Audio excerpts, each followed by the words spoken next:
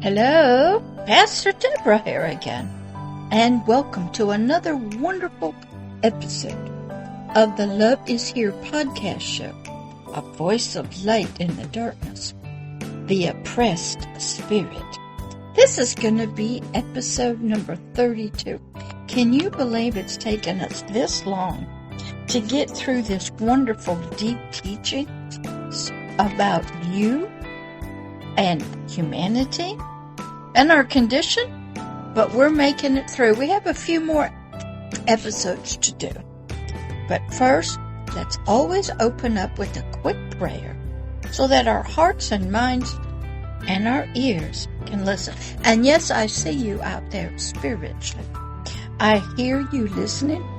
I can see you gathering to listen. So you pay attention. Dear God of eternity, the God that we will meet when we die in our physical body, the God of paradise, the God of all truth, light, righteousness, the God of all creation, help us to continue to understand ourselves, our heart, our purposes, why we were created, what happened to us, and who you are. We need so much teaching. We need so much understanding, and it can only come from you, through your truth and light, and the food that you serve us spiritually. So be with us now in this episode number 32 of this wonderful podcast, The Oppressed Spirit, a voice of light in the darkness show from the Hidden Kingdoms channel, and me, Pastor Deborah. Thank you. We had been talking about that God was desiring for us to become a true king and leader, and for us to produce and grow out of our spiritual life, our heart, our spirit, our mind. Fruit, spiritual fruit. But first we had to become a spiritual tree of righteousness that He planted here on the earth within us, in our spirit. We were to become the spiritual trees of righteousness of the kingdom of heaven, producing spiritual fruit that either could be taken to you, like, say, in an email, or sent on a social media post, or you would come to pick the fruit yourself, like you're doing right now while you're listening. Maybe I'm coming to you in your dreams. I'm bringing myself to you. Or somebody's bringing the words to you. But we were to become fruit producers, spiritual. We were planted, humanity was planted on this earth to produce fruit of the kingdom of heaven. Most of us don't understand that. We live in religion, culture, traditions, make-believe. Maybe we don't believe in anything until that day and the time of death is near. And then we always question where we're going. Will we be okay? Our family is always hoping that we might become a star in the sky, get reincarnated as a better person or a creature, and that we will see our relatives for eternity. Eternity has always been in the heart of humanity, the afterlife experience. So we are here in this episode, number 32. We're talking about us before we die as living trees of spiritual righteousness of the kingdom of heaven. So let's pick up. We, humanity, we're supposed to be spiritual trees of righteousness. Our spirit was to become a life-giving spirit through our spirit that was nourished by, fed by the Spirit of God Himself. And we were to grow, develop, and produce this spiritual fruit of righteousness, which was the Heavenly Father's image and likeness Himself. fruit of the kingdom of heaven, fruit of eternity, fruit of truth, righteousness, wisdom, knowledge, power, and agape love. And we were to bring that to humanity and to animals, creatures, nature, out into the natural world and into the realm of the spirit, which is here on this planet called Earth. But the problem was humanity was an oppressed spirit, and its spirit was broken, fragmented, living in darkness, chains, in a deep dungeon of the flesh of our soul, the lust of our eyes, the lust of our flesh, and the pride of life. We had actually become offspring, children of the king of darkness, of confusion, power, and greed. Satan, the adversary of God, was our father. Hard to believe, but it is true. We could not become all that the Heavenly Father, tree of spiritual righteousness himself, desired for us to be. And he had purposed our spiritual lives to become here on the planet. He was the unseen fruit that went into our spirit. Then his life, his fruit, was to shine out through our spirit, the unseen, to our soul of our biological brain. Our soul was our helpmate for the spirit.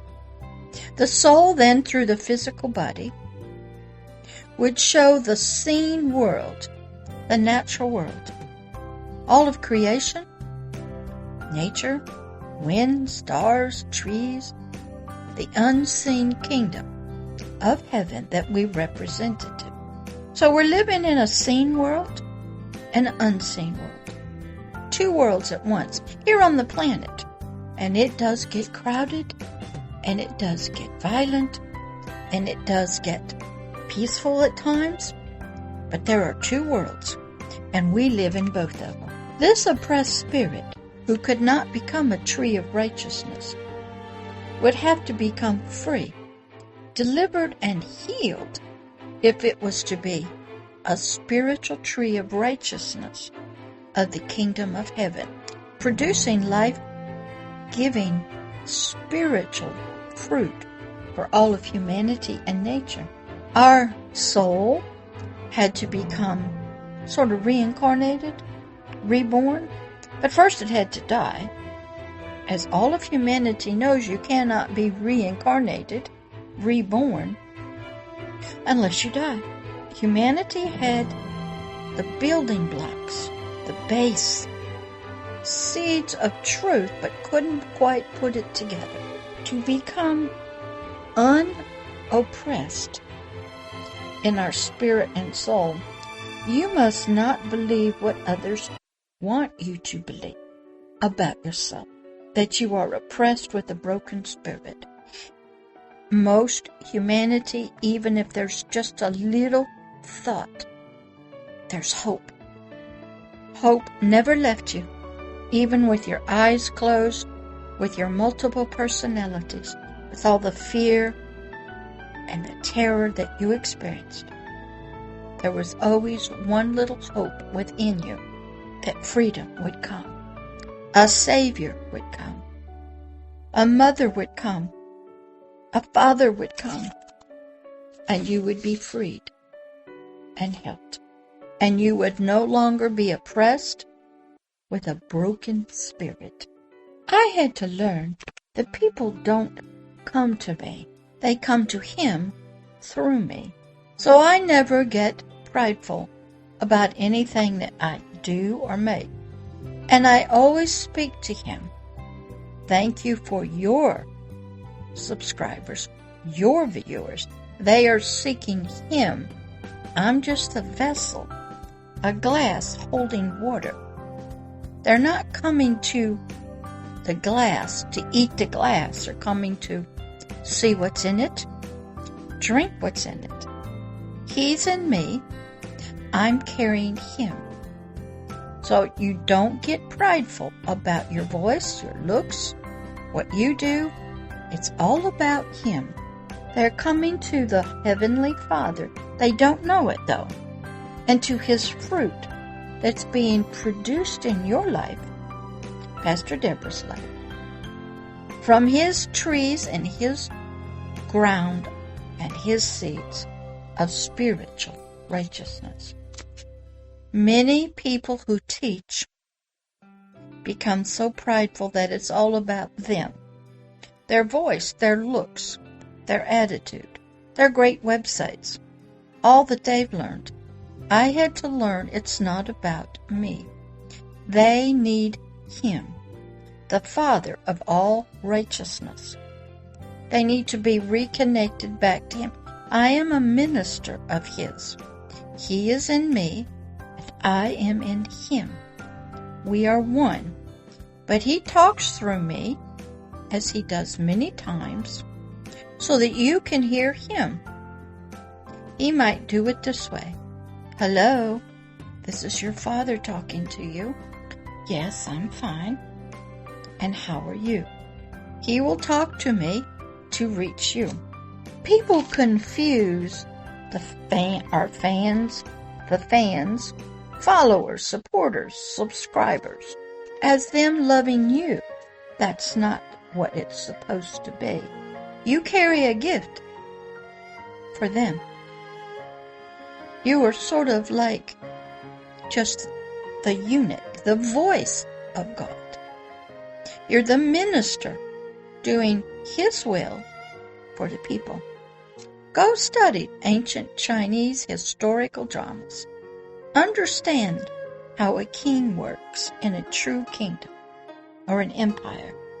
Understand what eunuchs are, what the ministers are, whose thoughts are to be translated to the people, whose policies, whose ideas, whose approval is everybody working for in an empire, a kingdom. It is Him, this Father of creation, this Father of Agape Love, that people are trying to find, that's being produced, shined out of my words and light in my life. So I never get confused that they're following me. I'm just the vessel that's carrying all the produce, that's carrying all the nutrients and things. That's all. But people get confused, and you have to remind them, it's not you. You're just the megaphone. You're just the voice, but you're not what they're looking for. They're looking for something that you carry, the love of Him for them. Those of us who are out here teaching, talking, helping, we express His gifts. But you might think that they are your clients, your fans, your followers, your disciples, and that they love you. But the minute you make a mistake, they'll sacrifice you, give you up, turn away from you. Because then they discover that you, the vessel, is not what they were looking for. Secretively, desiring. They'll give you up. They'll sacrifice you. And they'll say to you, I thought you loved me. I thought you were the greatest person, the greatest singer. How could you do that to humanity? How could you treat your family that way? And they will turn from you.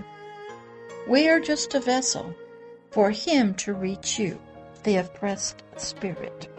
And when that connection is broken, and they can't find Him, and the love that He desires them to feel, and the peace that He offers, they start feeling great pain and loss, rejection, abandonment. They might become evil, wicked people, doing drugs, hurting other people out of revenge and anger. Remember, they're not coming to you, but they're coming to the spirit in your songs, the spirit that's in the movie. But when your songs fade and the movie is no longer around. The light seems to have gone out, and they move on. They are babies that need constant nurturing, cuddling, drinking from a bottle of spiritual milk for so long. Spiritual kingship, leadership from the kingdom of heaven. It's not about trying to get people to like you, say on LinkedIn, or how many likes you get on a video. It's not about that. Being a king is a spiritual work that you must learn how to become. You become from an oppressed spirit. You learn that you become a leader here on earth for the kingdom of heaven under the Most High God. And you know what it's about? Committing yourself, dedicating yourself to serve the Most High God and His kingdom by serving the world, all of humanity, His spiritual gifts from Him, of His agape love, His truths, His righteousness, His justice, His laws to all of humanity and nature, no matter what.